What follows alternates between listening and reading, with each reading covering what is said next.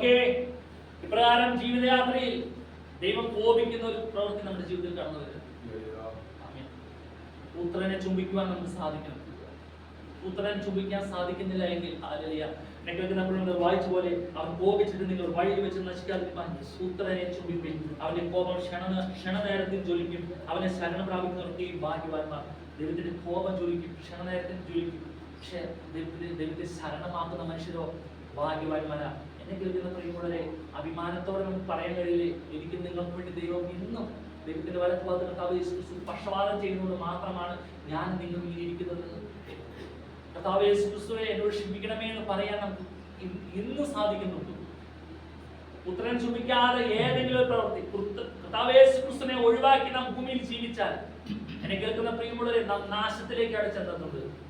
പക്ഷെ നാം കർത്താവ് യേശുക്രിസ്തുവിനെ ആശ്രയിച്ചാലോ ഈ പ്രശ്നങ്ങൾ കടന്നു വരും, ബുദ്ധിമുട്ടുകൾ ജീവിതത്തിൽ കടന്നു വരും.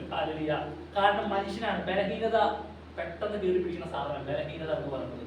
പക്ഷെ എന്റെ ബലഹീനത എന്നെ നന്നായിട്ട് ആർക്കറിയാം? പിശാചിനറിയാം. എങ്ങനെയാണ് അവനെ കൊടുക്കേണ്ടതെന്ന് പിശാചിന് നല്ല ബോധ്യമുണ്ട്. നമ്മൾ വളരെ ശ്രദ്ധയോടുകൂടിയായിരിക്കണം.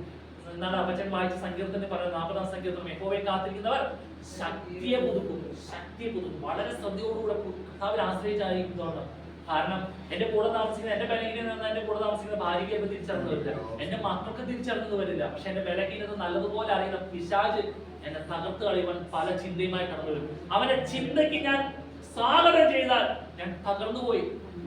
അങ്ങനെ തകർന്നു പോകുന്ന അനുഭവം കടന്നു വന്നാൽ ഇനി ഞാൻ ദൈവത്തിന്റെ മുഖത്തേക്ക് എങ്ങനെ നോക്കുമെന്ന് പറഞ്ഞ് പ്രാർത്ഥന മുടക്കി വീട്ടിലിരിക്കുന്ന പ്രവൃത്തിയല്ല നമ്മുടെ ജീവിതത്തിൽ വേണ്ടത്. കർത്താവേ, എനിക്ക് തെറ്റുപറ്റിപ്പോയി, ഈ ഭൂമിയിലെ ജീവിതം അവസാനിപ്പിച്ചാൽ ഞാൻ ആയുഷ്കാലമൊക്കെയും ദൈവത്തിന്റെ വാദങ്ങൾ വസിക്കേണ്ട ഒരു ഉത്തമ ബോധ്യം എനിക്കും നിങ്ങൾക്കും ഉണ്ട്. അതുകൊണ്ട് ഏറ്റുപറഞ്ഞോണം, നരപ്പ് പ്രാപിച്ചോണം. കർത്താവേ, എന്നോട് ക്ഷമിക്കണമേ, എന്നോട് മനസ്സലിയമേ, എന്റെ ജീവിതത്തിലെ കുറവുകൾ എന്നോട് ക്ഷമിക്കണമേ. പുത്രനെ ചുംബിക്കുവാൻ എനിക്കും നിങ്ങൾക്കും സാധിച്ചാൽ നിങ്ങൾക്ക് നാം ഭാഗ്യമുള്ളവരാണ്. അത് ക്ഷണനേരത്തേക്ക് ചോദിക്കും. പക്ഷേ അവനെ ശരണം പ്രാപിക്കുന്നവരോ ഭാഗ്യം തന്നെ. ആ ഭാഗ്യം തന്നെ പതിയിലേക്കാണ് ദൈവമക്കളെ ഞാൻ നിങ്ങൾ കടന്നു വന്നിരിക്കുന്നത്. അതുകൊണ്ട് ഓരോരുത്തന്മാര് പറയുന്ന പോലെ സൈന്യങ്ങളുടെ യഹോവേ, നിന്നിൽ ആശ്രയിക്കുന്ന മനുഷ്യൻ ഭാഗ്യവാൻ. നമുക്ക് പറയാം, യഹോവയിൽ ആശ്രയിക്കുകയും യഹോവ തന്നെ ആശ്രയമായിരിക്കുന്ന മനുഷ്യൻ ഭാഗ്യവാൻ. കടലിലോട്ട് ഹല്ലേലൂയ പറഞ്ഞ് മാത്രം കർത്താവേ സമർപ്പിച്ച് പ്രാർത്ഥിക്കാം. ഇപ്പോൾ ബാനറിൽ ശബ്ദം